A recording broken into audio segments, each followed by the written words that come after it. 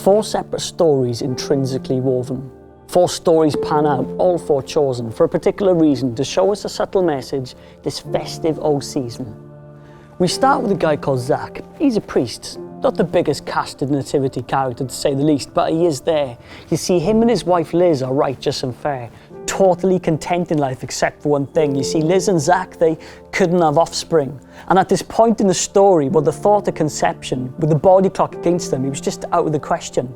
Now, Zach's in the temple and this angel makes an entrance just to the right of the burning incense. The angel says to Zach, don't be afraid. Your Father in heaven's heard the prayer that you prayed. Start kitting out the spare room and make it a nursery. Get carving the cradle because you're having a baby. For what's on earth in Jesus' birth holds for all eternal worth. Next. A sought-after role in the Nativity is Liz's cousin, and her name's Mary. She receives an unexpected angelic meeting and receives an unexpected angelic greeting. Angel Gabriel shows up and catches her off guard. Don't be afraid, says the angel. Don't be alarmed. So bowled over by God's message through the angelic visit, Mary learns she'll give birth to God's Son through the Spirit. For what's on earth in Jesus' birth holds for all eternal worth. With his other half pregnant, Joe's calling off the wedding. See, he thinks the love of his life has been in someone else's bedding, but he doesn't flip out, he doesn't cause a riot. He decides it's best to do the dumping on the quiet. But then a message in his dream would change the rest of his life. An angel says, don't be afraid of taking Mary as your wife. For what's on earth in Jesus' birth holds for all eternal worth.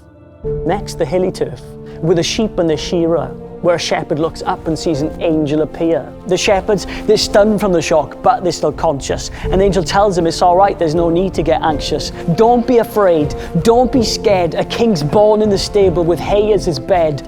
For what's on earth in Jesus' birth holds for all eternal worth. And so in each of the stories, the same phrase laid, a message from God: don't be afraid. Don't be afraid. Easy to say, not always easy to be, when we're surrounded by pain on hashtag or TV. And it's not easy in a world where brokenness has thrived. But the truth is, love came to town when a certain baby arrived. Don't be afraid is the softly spoken sentence behind the scenes of the Nativity. Don't be afraid, for the birth of God's Son can break the chains of captivity.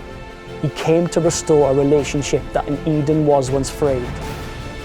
But his arrival is good news which speaks, do not be afraid.